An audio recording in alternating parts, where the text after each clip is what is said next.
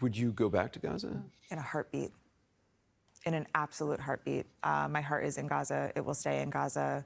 The Palestinian people that I worked with, both our national staff in the office as well as my staff at Indonesia Hospital, were some of the most incredible people I've ever met in my life.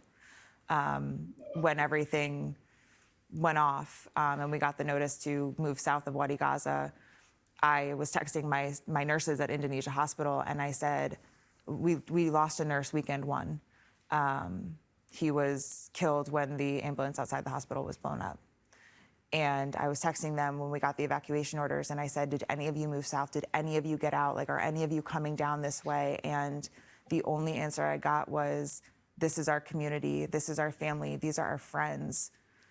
If they're gonna kill us, we're gonna die saving as many people as we can.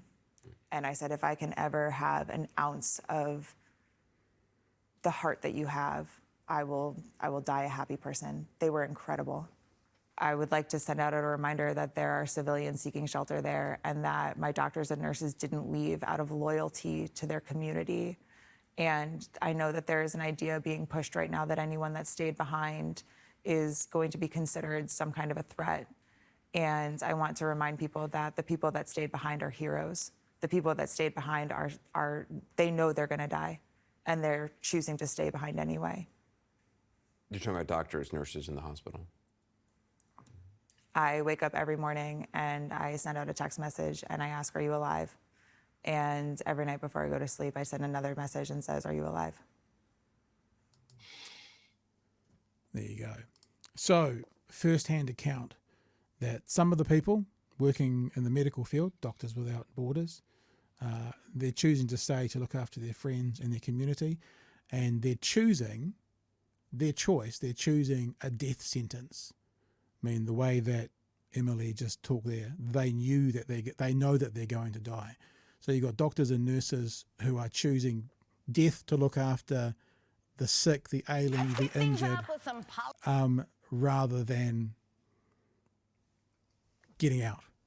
So the stories that we're hearing in the media, the narrative that some are trying to sell, that if you stay, it's either because Hamas are keeping you there or it's because you are part of Hamas or a supporter. Look, I'm sure that there is a percentage of the population that are that, but there is also a percentage of the population that are not. So no matter, and remember what people do in war, what groups do in war, I mean, we've seen it before in the 1930s, is they dehumanize and then it's easier to exterminate. If they can dehumanize Israel can dehumanize the population by saying, well, if they're staying, then they're aggressive fighters, then the rest of the world can go, well, those people had a chance. They're obviously Hamas aligned, and that's why they stayed. It's not the case. It's not the case always, is what we have to say. Any words, Chewy, or are you done? Look, we can be real down on large media entities, and CNN is often a target of that. But that interview was something else. Yep. Yeah. I don't know what to say. I really don't.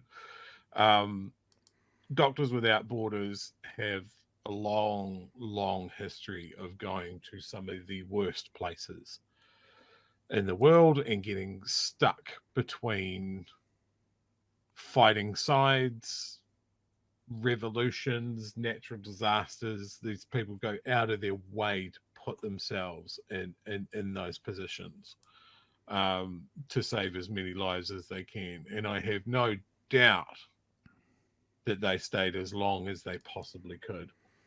And I can't imagine what it would be like to look at the people that you've worked with and then go, well, I have to go and leave those people behind.